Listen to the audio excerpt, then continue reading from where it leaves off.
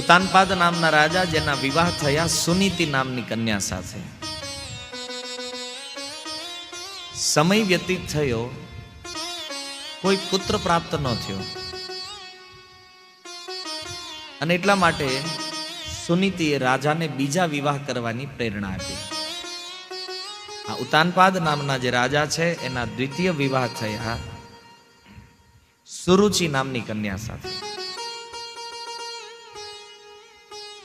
સુરુચિ સાથે વિવાહ થયા એટલે સુરુચિએ આવીને જોયું કે મારી પહેલા ઓર એક સ્ત્રી અહીંયા વિદ્યમાન છે.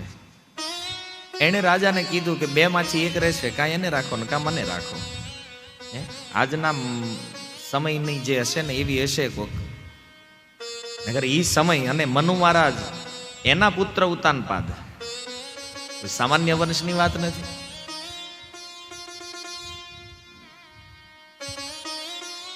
રાજાએ સુનીતિનો ત્યાગ કર્યો, એને પોતાના મહેલથી બહાર રહેવા માટે એક સ્થાન આપી દીધું. અને ભાગ્ય પરિવર્તન જોવો, રાજા એકવાર શિકાર કરવા માટે ગયા અને પાછા ફરતા સમયે, રાત્રિનો સમય, રાજ્યમાં પ્રવેશ કરતાની સાથે એક મહેલ જોયો. એમાં પ્રવેશ કર્યો તો ખબર પડી આ તો સુનીતિ, જે મારી પ્રથમ પત્ની છે, એનું જ ઘર છે. રાજાએ ત્યાં રાત્રિ રોકાણ કર્યું અને એ પછી પોતાના રાજ્યમાં, પોતાના મહેલમાં આવ્યા. આજ સુધી જેનાથી સંતાન ઉત્પત્તિ થઈ નહીં, પણ દૈવ જ્યારે કૃપા કરે ને, એક રાત્રિના સંગથી સુનીતિ ગર્ભવતી થઈ. આ બાજુ સુરુચિ તે ગર્ભવતી થઈ અને બંને સ્ત્રીઓથી એક એક પુત્રનો જન્મ થયો. સુનીતિથી જે પુત્ર થયા એનું નામ થયું ધ્રુવ, અને સુરુચિથી જે પુત્ર ઉત્પન્ન થયા એનું નામ થયું ઉત્તમ. હવે રાજાના પુત્ર છે બંને, એટલા માટે બાળકો સમાન ઉંમરના હોય ને તો એ રાજાના પુત્ર સાથે રમવાની વ્યવસ્થા કરવામાં આવે આવા બાળકોની.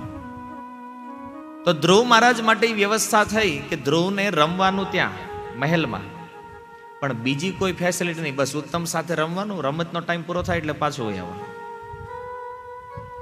ધ્રુવ મહારાજ ધીરે ધીરે મોટા થયા અને ખબર પડી કે આ મારા પિતા છે, આ મારું જ રાજ્ય છે, મારો જ મહેલ છે. ધ્રુવ મહારાજને પિતાના ખોળામાં બેસવાની ઈચ્છા, કારણ કે ઘરે તો પિતાનો સંગ ક્યારેય મળ્યો નથી. ઉત્તમને પિતાના ખોળામાં બેઠેલો જોયો તો ધ્રુવને થયું મારાય પિતા છે, હું જેની બેન. ધ્રુવ મહારાજ જેવા પિતાના ખોળામાં બેસવા જાય, સુરુચિએ ના પાડી. ઉતાનપાદ કાંઈ બોલ્યા નહીં, હા કે ના, પણ સુરુચિએ કીધું કે ધ્રુવ, તારે જો આના ખોળામાં બેસવું હોય ને તો તારે મારા ગર્ભથી જન્મ લેવો પડશે. હવે વિચાર કરો, 5 વર્ષના બાળકને શું ખબર પડે ગર્ભ શું છે, જન્મ શું છે? ધ્રુવ મહારાજે આર્ગ્યુમેન્ટ કરી, મારા પિતાજી છે. સુરુચિએ કીધું પિતા તારા છે પણ હું માં તારી નથી. તારે જો આના ખોળામાં બેસવું હોય, એટલે ધ્રુવ મહારાજે પૂછ્યું મારે શું કરવું પડે આના ખોળામાં બેસવા માટે? તો બોલે તું વનમાં જઈને તપસ્યા કર, તપસ્યા કરી ભગવાનને પ્રસન્ન કર, અને ભગવાન જ્યારે પ્રસન્ન થાય ને ત્યારે કહેજે કે મારા ગર્ભથી તને જન્મ આપે, ત્યારે તું અહીં બેસી શકીશ. કારણ કે મૂર્ખ સ્ત્રી તો મૂર્ખ વાત જ કરશે ને. ભગવાન મળે પછી એ માગશું કે તારા ગર્ભમાં આવી. વિચારો, ભગવાન કોઈને પ્રાપ્ત થઈ જાય પછી જન્મ લેશે ફરી? ધ્રુવના મનમાં, કારણ કે ક્ષત્રિય છે ને, એવું અપમાન થયું ધ્રુવ મહારાજને હૃદયમાં, અને ધ્રુવ મહારાજ રડતા રડતા ત્યાંથી નીકળે છે. ધ્રુવને દુઃખ ઈ લાગ્યું છે કે માતા ભલે સાવકી છે પણ બાપ તો મારો છે ને, તો ઈ કાંઈ બોલતો નથી. ઘણી વાર આવું થઈ જાય, પુરુષ સ્ત્રીને એટલો વશ થઈ જાય, એટલો વશ થઈ ગયો હોય કે ઈ સ્ત્રી આવી અને ઘરે એમ કહી દે ને માતા પિતા સાથે ને એને કાઢી મૂકો ઘરમાંથી, એટલે ઈ મૂર્ખ વ્યક્તિ પોતાના માતા પિતાનો ત્યાગ કરી દે છે. શું કામ? આ વિચાર કરવા યોગ્ય પોઈન્ટ છે આમાં.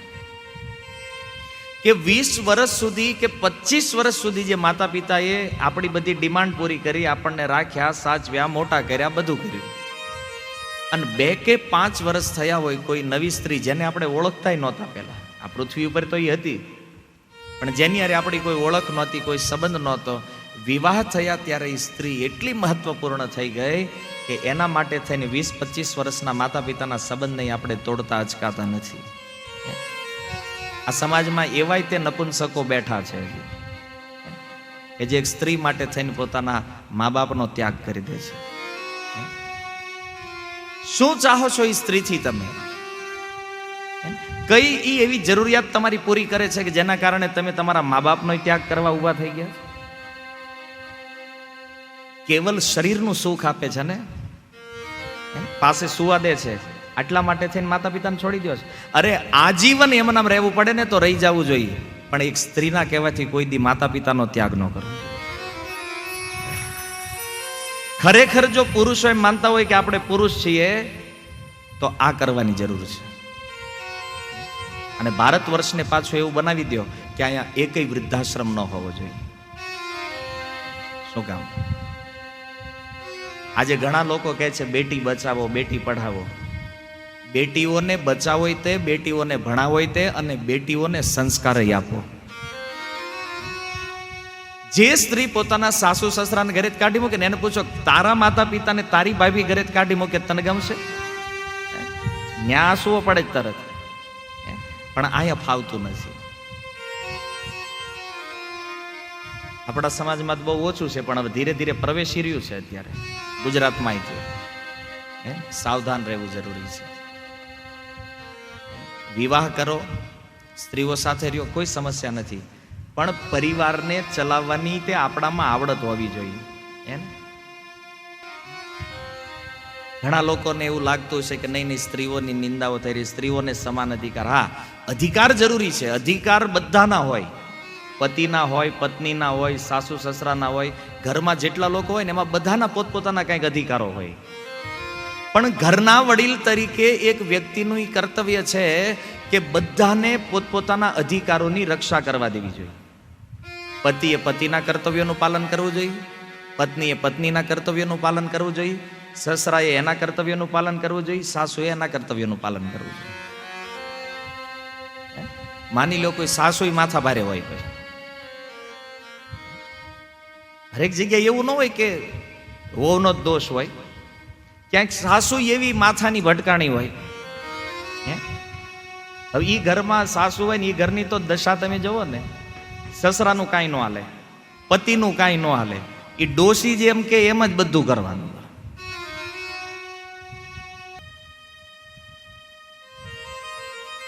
મહાન માણસો ક્યારેય ગૃહસ્થીમાં નથી થયા, જોજો તમે વધારે.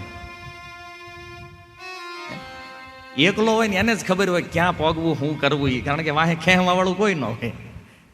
અને ઓલા તો 11 વાગે ફોન આવે, અહીંયા હોય ને આશ્રમમાં તોય પૂછે ક્યાં આઈના છું ભાઈ હરિદ્વારમાં, અહીંયા ક્યાં જવું?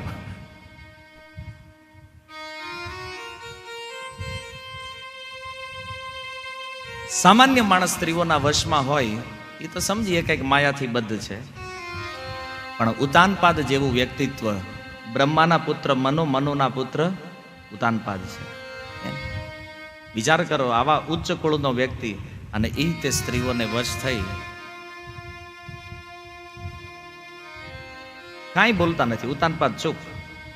અને નીતિશાસ્ત્ર કહે છે મૌનેર સંમતિર લક્ષણમ. મૌન જે છે ને એ તે સપોર્ટ, હાકનું લક્ષણ માનવામાં આવ્યું છે. કોઈ વ્યક્તિને તમે કઈ પૂછો નહીં, હા કે ના નો કે ચૂપ રહે, તો સમજી લો કે એની હાથ છે, એની સંમતિ છે એ વાતમાં. ધ્રુવ મહારાજને આ દુઃખ લાગ્યું છે હૃદયમાં, અને ધ્રુવ મહારાજ ત્યાંથી નીકળ્યા રડતા રડતા. સુખદેવજી કહે છે આ ધ્રુવ એક ક્ષત્રિય છે ને એટલે ખોટું બહુ લાગ્યું એને હૃદયમાં. આંખોમાંથી અશ્રુઓ, 5 વર્ષનો બાળક છે, ડુસકા લેતા લેતા રડી રહ્યા છે. અને રડતા રડતા એ બાજુ જઈ રહ્યા છે જ્યાં એની માતા બિરાજમાન છે, સુનીતિ જ્યાં છે.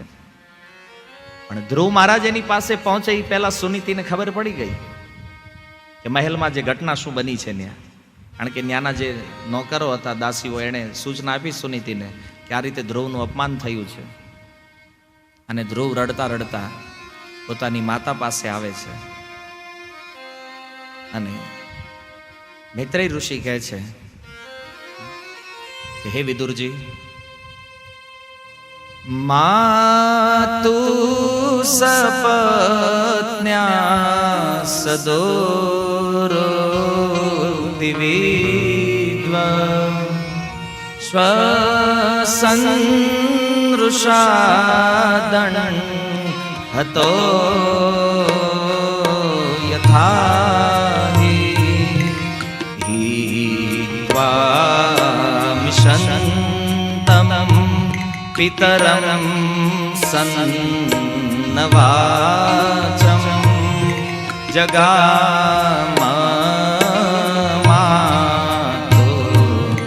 પ્રરોદનં સકાશમ.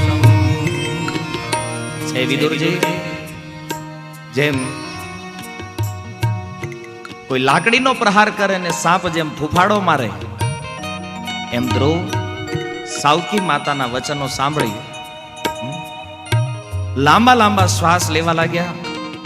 ડુસકા ભરીને રડે, પિતા કાંઈ બોલતા નથી. અને ધ્રુવ રડતા રડતા પોતાની માતા પાસે આવે છે. તમ નિશ્વસંતમ સ્ફુરિતાદરોષ્ટમ સુનીતિર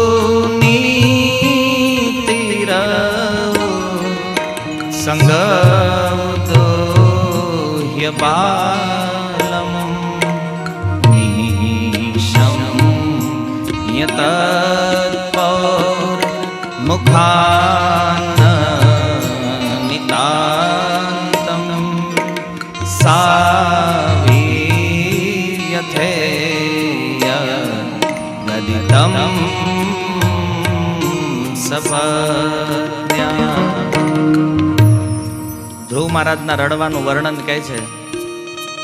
બંને હોઠ ફફડી રહ્યા છે, ડુસકા ભરે. પુત્રની આવી હાલત જોઈ સુનીતિએ ધ્રુવને ખોળામાં બેસાડી દીધા. મહેલના બીજા લોકોથી સાંભળેલું સુનીતિના હૃદયમાં ભારી દુઃખ લાગ્યું છે. એની ધીરજ તૂટી ગઈ. પેલા એને મનમાં વિચાર કર્યો કે મારે નથી રડવું. કેમ? કારણ કે જો ધ્રુવ મને રડતા જોશે ને તો એને ઓર વધારે દુઃખ થાય. કારણ કે આ જગતમાં મારી સિવાયનું બીજું કોઈ છે નહીં. એ દુઃખી થશે. બહુ પોતાનું ધૈર્ય જાળવવાનો પ્રયાસ કર્યો. પણ મૈત્રેયજી કહે છે, સોત્સૃજ્ય ધૈર્ય વિલલાપ શોક દાવાગ્નિનાદા વલતે બાલા વાક્યમ સપત્ન્યા સ્મરતિ સરોજ શ્રીયાદૃશા સ્વકલામો.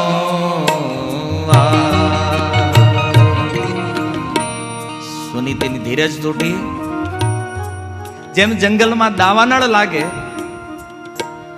અને દાવાનળની અંદર અનેક વૃક્ષો બળતા હોય મોટા મોટા, પણ જે નાની નાની લતાઓ હોય, વેલ જે હોય ને, એ વેલને જ્યારે એ આગની ગરમી લાગે ને એટલે એ વેલમાં રહેલું જે પાણી છે ને, એ પાણી જે રીતે નીકળે. આ દ્રશ્ય તો કદાચ આપણે જોયું નહીં હોય. ગામડાઓમાં ક્યારેક આપણે વાડ હળગાવતા હોય અને એ વાડની અંદર જે વેલાઓ હોય ને, વેલાઓ જ્યારે બળે ને અને એમાંથી જે રીતે પાણી નીકળતું હોય, એવી રીતે સુનીતિની આંખોમાંથી અશ્રુધારા નીકળવા માંડી. બહુ ધીરજ રાખવાની ટ્રાય કરી, પણ ધ્રુવને રડતા જોયો, સુનીતિની ધીરજ ન રહી.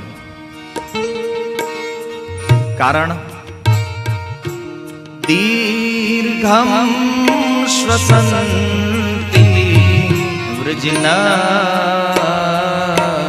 પારમ પશ્યતિ બાલકમાહ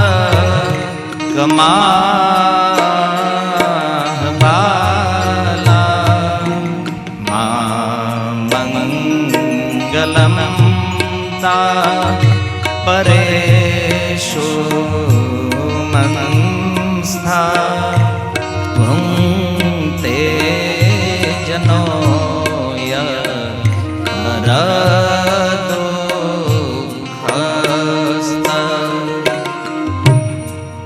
પોતાના બાળકનો જે દુઃખ છે, સુનીતિએ વિચાર કર્યો કે મારા જીવનમાં ગમે એટલું દુઃખ આવ્યું મેં સહન કર્યું, મને મહેલમાંથી કાઢી મૂકી, સુનીતિએ કોઈ ઓબ્જેક્શન ન લીધું. એનું પાલન એક દાસી કરતા બદતર સ્થિતિમાં થઈ રહ્યું છે, કોઈ ઓબ્જેક્શન નહીં. સુનીતિએ વિચાર કર્યો કે મારા બાળકનો શું દોષ છે, આને આટલું અપમાન શા માટે? છતાં વિચાર કર્યો કે જો હું વધારે રડીશ ને તો આ ધ્રુવને કોણ છાનો રાખશે, કે મારી સિવાય તો એનું બીજું કોઈ છે નહીં. એને ઊંડો શ્વાસ લઈ અને બહુ સુંદર શિક્ષા સુનીતિ પોતાના પુત્રને આપે છે. હરેક માતાઓએ શીખવા જેવી કે બેટા મા અમંગલમ, ભલે તારું અપમાન થયું છે, તું દુઃખી થયો છો, કોઈના અમંગળની કામના ન કરતો. જો કેટલી અદ્ભુત વાત સુનીતિ કહે છે, કોઈનું અમંગળ નહીં. કારણ શું કામ? સુનીતિ સમજાવે છે બેટા જે મનુષ્ય બીજાને દુઃખ આપે ને એને પછી એનું ફળ પોતે ભોગવવું પડે છે. આજ કોઈને દુઃખી કરીને આપણે સુખી થતા હોય પણ ભવિષ્યમાં આપણે એનું પરિણામ ભોગવવા તૈયાર રહેવું પડે છે. કર્મનો સિદ્ધાંત ધ્રુવને સમજાવ્યો છે. અને એટલા માટે આ જગતમાં કહેવામાં આવ્યું કે કોઈ પણ વ્યક્તિની પ્રથમ ગુરુ જે છે ને એની માં હોય છે. પ્રથમ ગુરુ, બાળક જે કાંઈ શીખે છે ને અહીંથી શીખે, એની માતા પાસે. એટલા માટે માતાઓએ બહુ સાવધાન રહેવું જોઈએ બાળકો સાથે વાત કરતી વખતે, શું કહેવું એમ. સુનીતિએ શીખવાડ્યું બેટા તું સુરુચિ પ્રત્યે કોઈ દ્વેષ નહીં લાવતો. એને ભલે તારા અમંગળની વાત કરી પણ તારો એના પ્રત્યે દ્વેષ હોવો જોઈએ નહીં. અને ભક્તો આ જીવનમાં બહુ સારી રીતે ઉતારવા જેવું છે. બીજા લોકો આપણને શત્રુ માને પણ આપણે કોઈ દી એને શત્રુ માનવો. બીજા ભક્તો ભલે આપણાથી વિરોધ રાખતા હોય પણ આપણો ક્યારેય કોઈ યારે વિરોધ ન હોવો જોઈએ. ભજન કરવું હોય ને તો આ બહુ સુંદર શિક્ષા છે આના માટે. અને એટલા માટે સત્યમ સુરોચ્યા વિહિતમ ભવાન મે યદુર્ભગાયા ઉદરે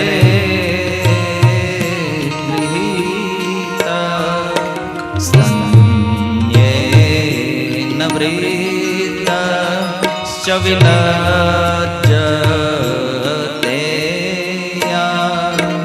ભાર્યેતિ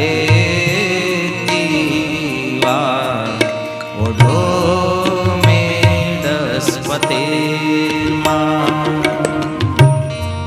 હે પુત્ર, સુરુચિએ જે કાંઈ કીધું ને એ સત્ય છે. તારા દુઃખનું કારણ જે છે ને એ હું છું. કારણ યદ દુર્ભાગ્યા ઉદરે ગૃહિત. સત્ય વાત ઈ છે કે તારા પિતા મને પત્ની માનવાની તો વાત જવા દે, દાસી માનવાય તૈયાર નથી. એમાં એને લજ્જાની અનુભૂતિ થાય છે. વિલજ્જતે યામ. અને એટલા માટે હે ધ્રુવ, આવી દુર્ભાગ્યશાળી સ્ત્રીના ગર્ભથી તારો જન્મ થયો છે. આવી દુર્ભાગ્યશાળી સ્ત્રી તારી માં છે અને એટલા માટે તારા જીવનમાં આ દુઃખ આવ્યું છે. ત્યારે ધ્રુવ પૂછે છે માતા, મારે જો રાજા બનવું હોય તો મારે શું કરવું જોઈએ? એના ઉત્તરમાં સુનીતિ કહે છે આતિષ્ઠતતા વિમત્સસ્તમોક્તમ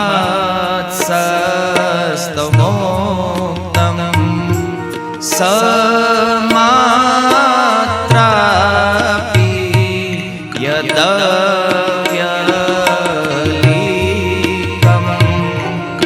આરાધયાધોક્ષ જપાદપદ્મમ યદીચ્છસે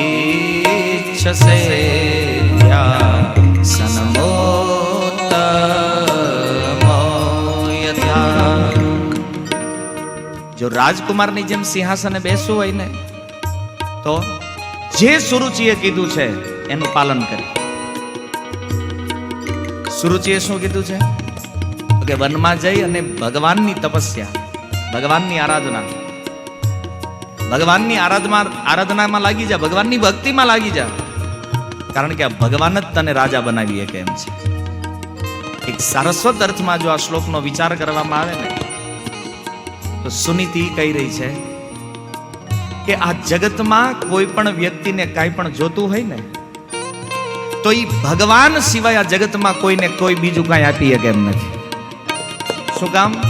કારણ કે કર્મનો કંટ્રોલ, કર્મને ક્યાં બદલવું, એનો ક્યાં નાશ કરવો, શું કરવું, આ બધું કેવલ ઈશ્વરના હાથમાં છે.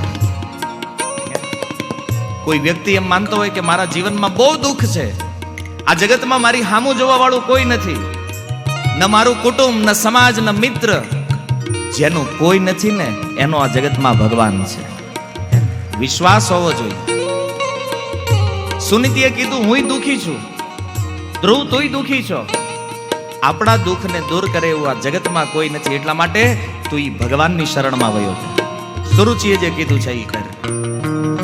ત્યારે ધ્રુવ પૂછે છે, હે માતા, એની શરણમાં કોઈ જાય તો શું એની કામના પૂરી થાય છે, એની ઈચ્છા પૂરી થાય? સુનીતિ કહે છે, બેટા તારા પિતા જે છે ને ઉતાનપાદ, એને તે રાજા ઈ ભગવાને બનાવ્યા છે. એના પિતા જે મનુ મહારાજ છે એને રાજા ઈ ભગવાને બનાવ્યા છે. અને એના પિતા જે બ્રહ્મા છે ને ઈ બ્રહ્માને તે ઈ રાજ કોણે આપ્યું છે? ભગવાને આપ્યું છે. ધ્રુવ મહારાજના મનમાં વિચાર થયો કે જો બ્રહ્માને તે રાજા બનાવવા વાળા ભગવાન હોય તો પછી હવે એવું રાજ્ય પ્રાપ્ત કરવું છે કે જે બ્રહ્મા કરતા મોટું હોય, શ્રેષ્ઠ હોય. કારણ કે માગવું છે તો ઓછું કામ માગવું? કોઈ કરોડપતિ વ્યક્તિ હોય અને એમ કે માગો, પછી એને એમ કહેવાય 10 રૂપિયા આપો ચા પીવી. અને મોટા લોકો પાસે છે ને ક્યારેય માગવું ન જોઈએ. પહેલી વાત શું કામ? આપણો જ દાખલો આપણે અહીં લઈ. માનો અહીં કોઈને આપણે કહીએ કે ભાઈ તમે ડોનેશન આપો, તો એ પૂછે કેટલું?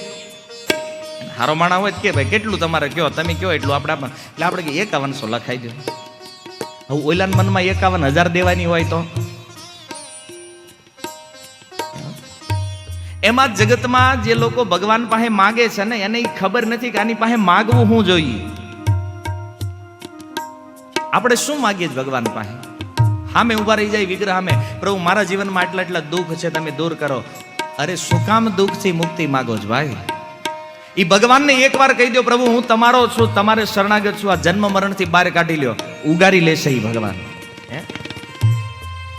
જન્મ મરણના દુઃખ જેનું દર્શન ટાળે છે, કુંતી મહારાણી કીધું યત સ્યાત પુનર્ભવ દર્શનમ, જેના દર્શનથી જન્મ મરણ ટળી જાય એની પાસે નાનું એવું દુઃખ ટાળવાની વાત કરીએ છીએ આપણે.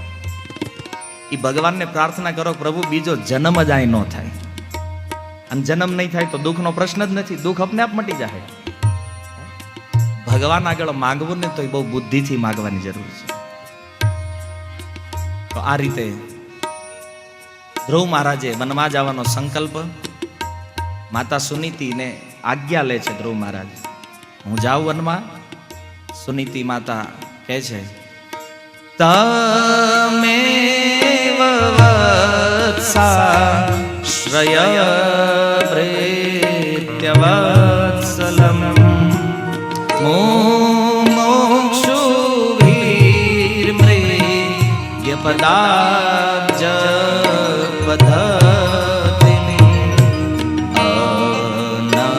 અનન્ય ભાવે નિજ ધર્મ આવીતે મનસ્ય સ્થાપ્ય ભજસ્વ પુરુષમ.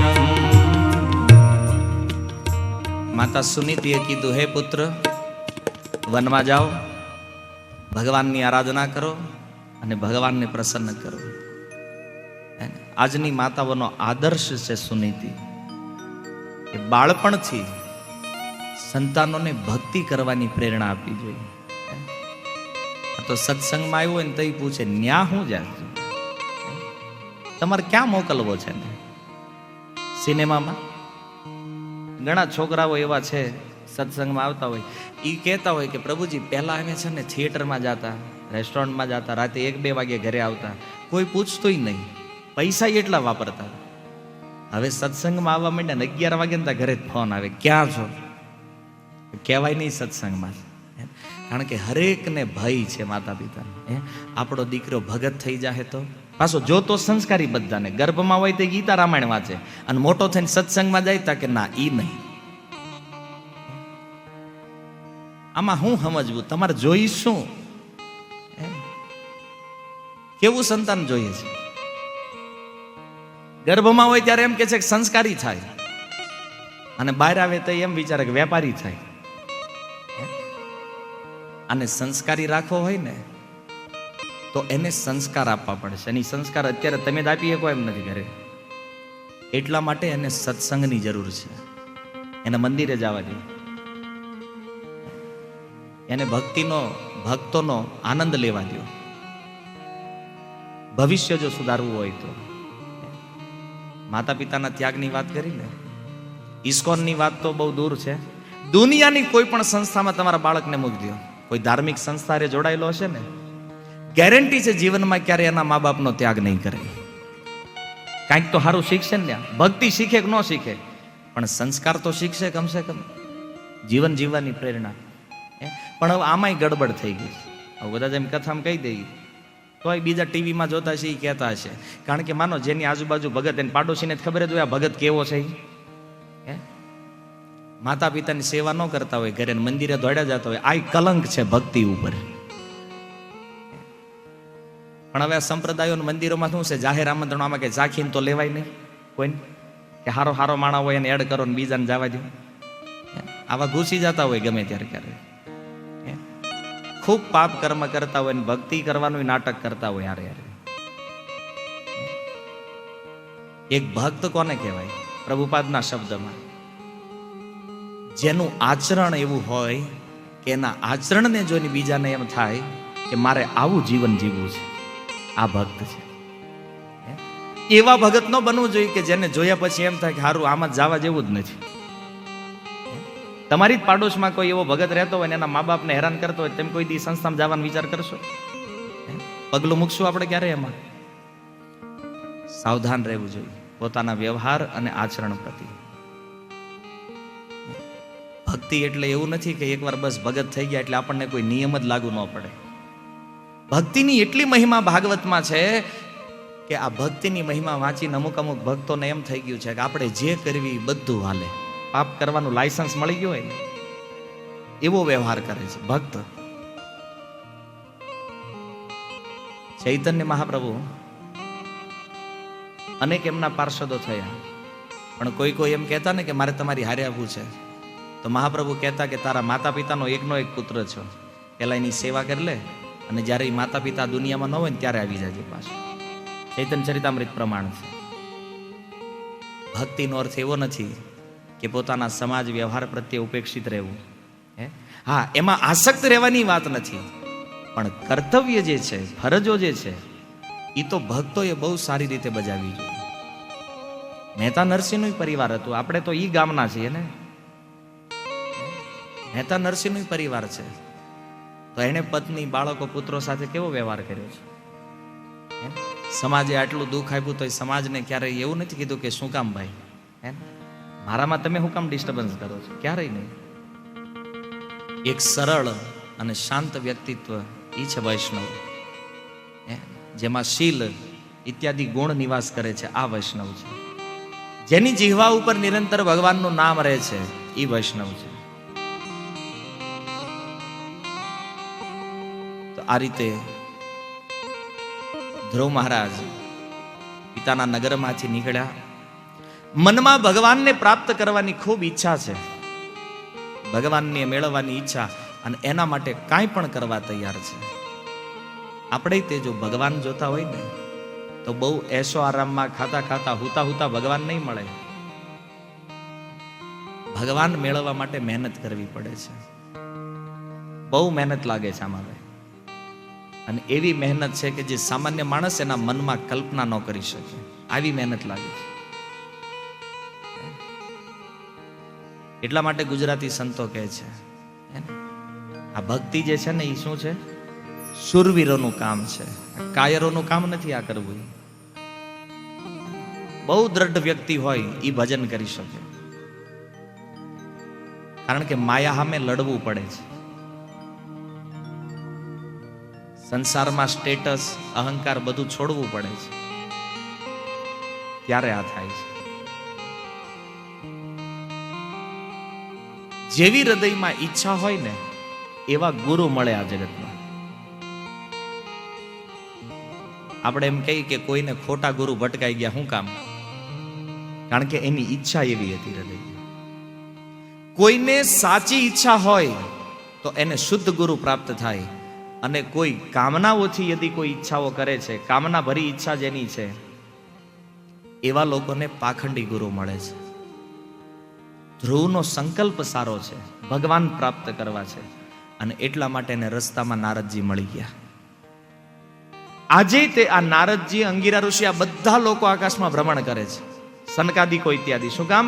કે આ પૃથ્વી ઉપર કોઈ સાચી જિજ્ઞાસા કરવા વાળો જો વ્યક્તિ મળી જાય ને તો એને ઉપદેશ દેવા એ લોકો આજે રેડી છે. દુર્ભાગ્ય એ છે સાચી જિજ્ઞાસા વાળો માણસ મળતો નથી. નારદજીએ પરીક્ષા લીધી. નારદ મુનિએ કીધું, ધ્રુવ જંગલમાં શા માટે? બોલે, નારદજી મારે ભગવાનને મળવું છે, ભગવાનનું દર્શન. શું કામ? બોલે, રાજ્ય જોતું છે. મારા પિતાએ નથી બેસવા દીધો મને સિંહાસન ઉપર. નારદ મુનિ કે એમાં શું થઈ ગયું? તારો બાપ જે છે ને મારો શિષ્ય, મારો ચેલો છે, હાલ બેહાડી દો એને હમણાં. ધ્રુવ કે એમ નહીં, હવે માગેલું તો જોતું જ નથી. તમે લાગો છો સમર્થ વ્યક્તિ, જો ભગવાન દેખાડી એકતા હોય ને તો એનો માર્ગ બતાવ, નકર તમે નીકળો. નારદજીના મનમાં થયું છે નાનો એવો પણ ક્ષત્રિય બચ્ચો છે, પાકો ચેલો છે. અને નારદ મુનિએ ધ્રુવ મહારાજને કીધું કે તારી માતાએ તને જે ઉપાય બતાવ્યો ને એ જ ઉપાય સત્ય છે, પણ હું તને સ્થાન બતાવું છું. ઉપાય ભલે સત્ય હોય પણ સ્થાન જો યોગ્ય હોય ને, અને ભક્તિમાં સ્થાનની બહુ મહિમા છે. નીતિશાસ્ત્ર કહે છે સ્થાનમ પ્રભાવમ ન બલમ પ્રભાવમ. સ્થાનનો જ્યાં પ્રભાવ હોય ને ત્યાં બળનો પ્રભાવ નથી હાલતો. શિવજીના ગળામાં બેઠો બેઠો સાપ ગરુડ નહીં તે ફૂંકારી શકે. શું કામ? શિવના ગળામાં છે, કારણ કે એને ખબર છે ગરુડજી શિવજી ઉપર તો પ્રહાર કરવાનો નથી. ગરુડજી વિચારતા હોય દીકરા શિવના ગળામાં છે એટલે બાકી હેઠો ઉતર ખબર પડે બધા. હું કામ હેઠો ઉતરું ભાઈ? સ્થાન બહુ મોટી સુરક્ષા પ્રદાન કરે છે. ઘણા લોકો કહેતા હોય મંદિરે શું કામ જવું? કારણ કે મંદિર એ સ્થાન છે જ્યાં મનને ભગવાનમાં લગાવી શકાય. અને પ્રભુપાદજીએ તો ઇસ્કોનના મંદિરો વિશે શું કીધું છે? પ્રભુપાદજીએ કીધું કે આ ઇસ્કોનના મંદિરો જે છે ને એ હોસ્પિટલ છે.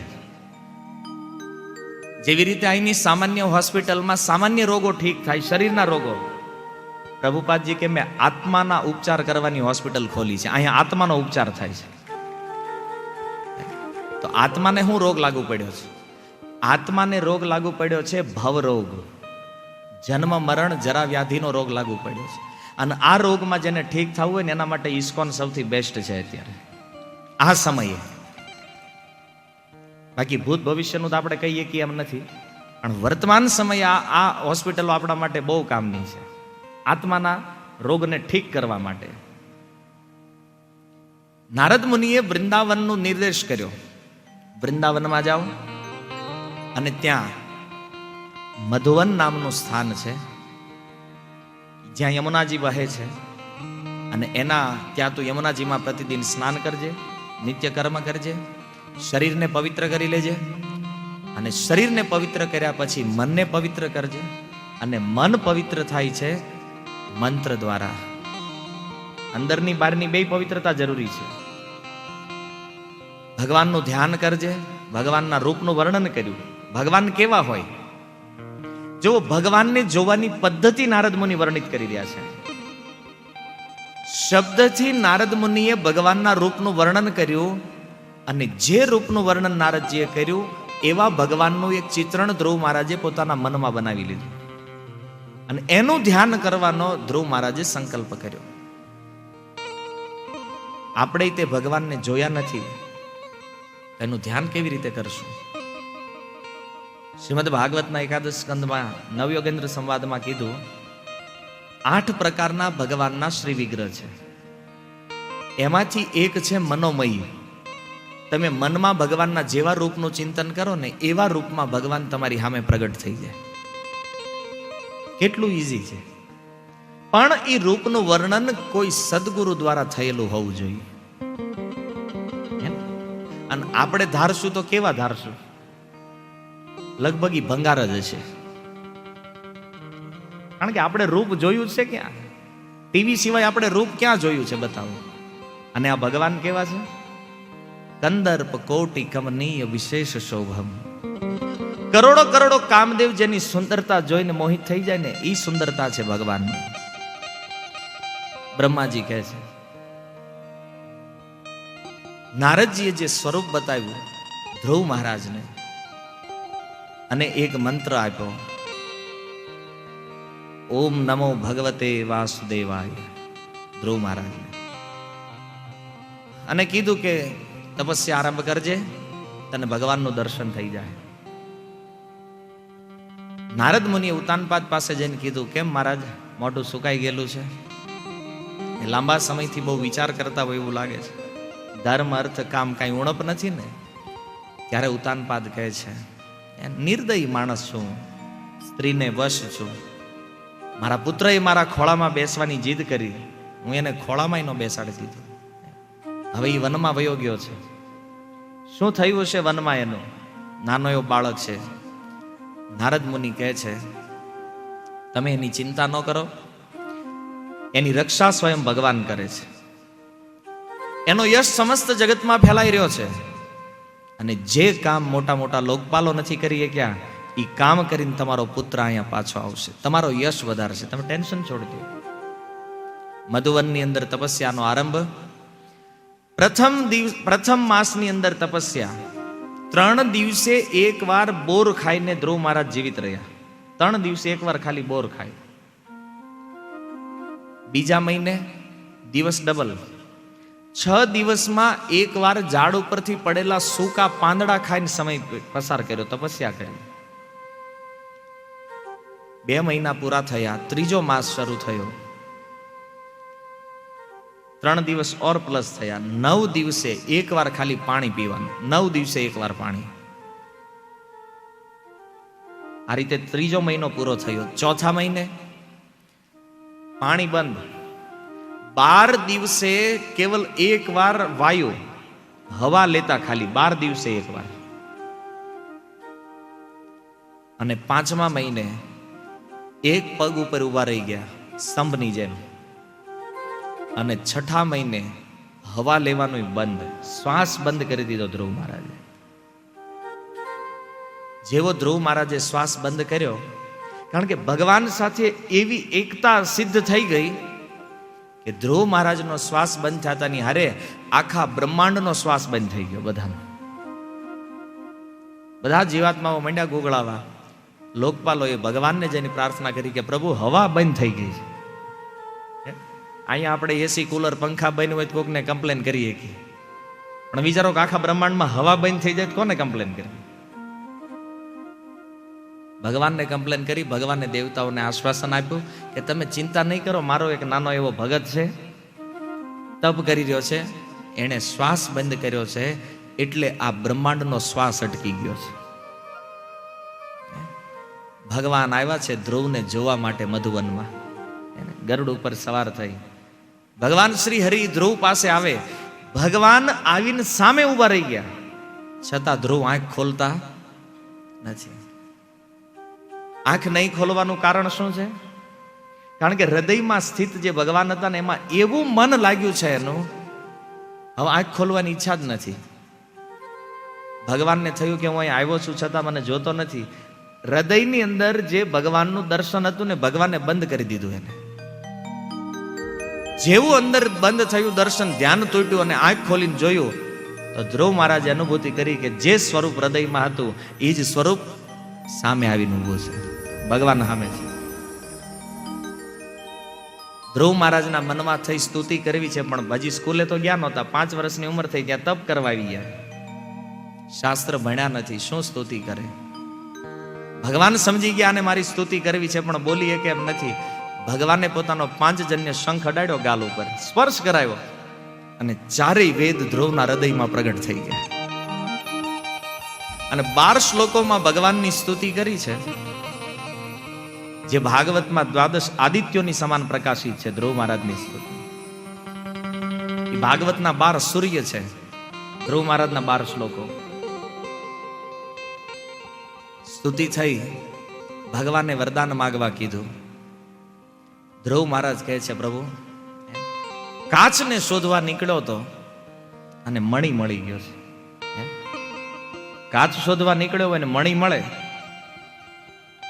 પછી કાચ લે. પ્રભુ આવ્યો તો એક સામાન્ય તુચ્છ રાજ્ય માટે, અને હવે તમારું દર્શન થઈ ગયું છે. હવે રાજ્ય શું કરવું છે? હવે તો તમારું દર્શન જ જીવનનું પરમ લક્ષ્ય. અર્થાર્થી ભક્ત, ગીતામાં ભગવાને કીધું 4 વ્યક્તિ મારી પાસે આવે અર્જુન, આર્ત, અર્થાર્થી, જ્ઞાની અને જિજ્ઞાસુ. આર્ત જે દુખી હોય, અર્થાર્થી જેને ધન જોતું છે, જિજ્ઞાસુ જેને કંઈક જાણવું છે, અને જ્ઞાની જે કંઈક જાણે છે. એમાંથી ધ્રુવ મહારાજ જે છે ને અર્થાર્થી ભક્ત છે. રાજ્ય માટે ગયા હતા ભગવાન પાસે, પણ જેવા ભગવાન મળ્યા ને બધી કામના સમાપ્ત થઈ ગઈ. હવે રાજ્યની કોઈ લાલસા નથી રહી. એટલા માટે કાંઈ પણ આપણે જોતું હોય ને તો જાવું ભગવાન પાસે, બીજા સામે તો હાથ લંબાવવાનો થતો જ નથી. ભગવાન પાસે ધ્રુવ મહારાજ બહુ આનાકાની કરે, પ્રભુ કાંઈ જોતું નથી, તમારી શુદ્ધ ભક્તિ મળી ગઈ, બસ હવે બીજી કોઈ વસ્તુ નહીં. ભગવાને કીધું, ધ્રુવ તારે નથી જોતું પણ હું આપીશ. જે સિંહાસન ઉપર ઉતાનપાદ છે એ જ સિંહાસન ઉપર 36,000 વર્ષ રાજ્ય, આઈનું પૃથ્વીલોક. અને જ્યારે આ પૃથ્વીલોક તારું રાજ્ય શાસન સમાપ્ત થાય અહીંયા, ત્યારે તારા માટે એક વૈકુંઠમાં નવો લોક બનાવી દઉં છું, ધ્રુવ લોકના નામથી પ્રસિદ્ધ થશે. વિચારો, રાજ્યની કામનાથી ગયા હતા ને ભગવાને એવું રાજ આપ્યું કે જે સિંહાસન ઉપરથી ક્યારેય ઉઠવાનું જ નહીં. ન જન્મ ન મૃત્યુ, ન બીજા રાજાઓનું આક્રમણ, ધ્રુવલોક. અને ભગવાને એ વરદાન આપ્યું કે ધ્રુવલોક છે વૈકુંઠની અંદર, પણ હું એવી વ્યવસ્થા કરીશ કે આ પૃથ્વી ઉપર તેનું દર્શન થતું રહેશે આજે તે, જેનાથી લોકોને ખબર પડે કે આ ઘટના સત્ય છે. આજે ધ્રુવલોક સ્થિત છે, એ અસલીમાં વૈકુંઠમાં છે, છતાં અહીંથી એનું દર્શન થાય છે. ધ્રુવલોક વરદાન આપ્યું, ભગવાન વયા ગયા. આપણે પહેલા દિવસે જોયું કે તપ કરીને ખૂબ મહેનત કરીને ભગવાનને પ્રસન્ન કરીએ, પણ એ જાજો સમય ટકતા ખબર નહીં શું કામ હશે વૈકુંઠમાં, એટલું ઇમરજન્સી, એનું શું કામ છે. વરદાન મળ્યું પણ ધ્રુવ મહારાજ ખુશ નથી, પ્રસન્ન નથી. કારણ જ્યારે વરદાન માંગ્યું ને ત્યારે સુરુચિના વચન હતા મનમાં, પણ ધ્રુવ મહારાજે વિચાર કર્યો કે મુક્તિના દાતા ભગવાન મળ્યા, છતાં રાજ્યના બંધનમાં ફસાણો, મુક્ત ન થઈ ગયો. ભગવાનના દર્શનથી જ્યારે એના હૃદયની મલિનતા દૂર થઈ, સુરુચિ પ્રત્યેનો દ્વેષ દૂર થઈ ગયો ને ધ્રુવ મહારાજના મનમાં બહુ પછતાવો થવા માંડ્યો. 6 મહિનામાં મને ભગવાન મળ્યા અને તોય હું ભગવાનથી દૂર થઈ ગયો. કેટલો મૂર્ખ વ્યક્તિ છું કે સંસારનું બંધન કાપવા વાળા ભગવાન પાસેથી મેં નાશવંત રાજ્યની માંગણી કરી. હાલાકી માંગ્યું નથી ધ્રુવ મહારાજે, પણ ભક્તિનું પ્રથમ લક્ષણ દૈન્ય ધ્રુવની અંદર પ્રગટ થઈ રહ્યું છે. ભગવાને પ્રસન્ન થઈ, મેં જે કાંઈ માંગ્યું આ બધું વ્યર્થ છે, કારણ કે મરેલાનો ઈલાજ કરવાથી શું ફાયદો છે? કોઈ માણસ હાર્ટ એટેકથી મરી ગયો હોય અને પછી એના હૃદયનું ટ્રાન્સપ્લાન્ટ તમે કરો તો શું ફાયદો છે એને? ધ્રુવ મહારાજ ઉદાસ મને ઘરે આવ્યા. ઘરે આવી પિતાને પ્રણામ કરે, માતાઓને પ્રણામ કરે અને આખું રાજ્ય જે છે એ બધા ધ્રુવ મહારાજને પ્રણામ કરે છે. ત્યાં સુધી સુરુચિએ પ્રણામ કર્યા ધ્રુવને. જે વ્યક્તિ ભક્તિ કરે ને પહેલા આખો સંસાર એનો વિરોધ કરે અને પછી આખો સંસાર એના ચરણોમાં ઝૂકી જાય. આ ધ્રુવનો વિરોધ થયો, પણ બધા લોકો ધ્રુવ મહારાજના શરણમાં. સમય વીતતો ગયો, ધ્રુવ મહારાજ રાજા થયા. એમનો ભાઈ ઉત્તમ જંગલમાં શિકાર કરવા ગયો, યક્ષોએ મારી નાખ્યા ધ્રુવ એને ઉત્તમને. ધ્રુવ મહારાજે યક્ષોની નગરી અલકાપુરી ઉપર ચડાઈ કરી, 1.5 લાખ યક્ષોને મારી નાખ્યા ધ્રુવ મહારાજે. 1.5 લાખ યક્ષોને જ્યારે માર્યા ત્યારે યક્ષોના જે સ્વામી છે કુબેરજી ત્યાં પ્રગટ થયા અને કુબેરજીએ કીધું, હે પ્રહલાદજી, તમે ભગવાનના મહાન ભક્ત છો અને એક વ્યક્તિની હત્યા માટે તમે નિર્દોષ આટલા યક્ષોનો વધ કરી નાખ્યો છે. ભક્તિની મહિમાનું વર્ણન કર્યું અને ધ્રુવ મહારાજે યુદ્ધ બંધ કર્યું. ધ્રુવ મહારાજ પોતાના રાજ્યમાં પાછા આવ્યા. સમય વીતતો ગયો, સુંદર શાસન કરતા કરતા ધ્રુવ મહારાજના મૃત્યુનો સમય નિકટ આવ્યો. ધ્રુવ મહારાજના મૃત્યુનો સમય જેવો નિકટ આવ્યો, વૈકુંઠથી વિમાન આવ્યું છે ધ્રુવ મહારાજને લેવા માટે અને સાક્ષાત મૃત્યુ સ્વરૂપમાં ધ્રુવ મહારાજની સામે પ્રગટ થઈ, હાથ જોડી અને ધ્રુવ મહારાજને કહે છે, મહારાજ તમારો સમય થઈ ગયો છે, આ શરીર તમારે અહીં છોડવું પડશે. ધ્રુવ મહારાજ કે આ મારે છોડવું નથી. કેમ? કારણ કે મને આ શરીરમાં ભગવાનની પ્રાપ્તિ થઈ છે. પણ મૃત્યુ કહે છે કે ધ્રુવ મહારાજ આ મારો ખોરાક છે, આ તમારે મને દેવું પડશે. ધ્રુવ મહારાજ કહે છે, કંઈક ઉપાય કર, છોડવાનું થતું નથી આને. મૃત્યુએ કીધું, એક કામ કરો, તમે મને ખાલી અડી લેવા દો એકવાર, હું તમને ખાલી અડી લઈશ ને તોય મારું કર્તવ્ય પૂર્ણ થઈ જાય. ધ્રુવ મહારાજ કીધું, કાંઈ વાંધો નહીં, તું પ્રણામ કર. જેવા મૃત્યુએ પ્રણામ કર્યા, મૃત્યુના મસ્તક ઉપર પગ રાખી અને ધ્રુવ મહારાજ વિમાનમાં ચડી ગયા. ભગવાનની ભક્તિનો આ પ્રભાવ છે. મૃત્યુ જેની સામે હાથ જોડીને ઉભું રહે છે, જાવું છે કે નહીં પૂછીને આવે, બોલો. અને ભક્ત કદાચ ના પાડ દે ને તો રિટર્ન થઈ જાય.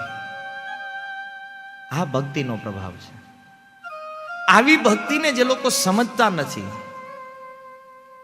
એ લોકો જ આ સંસારની અંદર માયામાં અટવાયેલા રહે છે.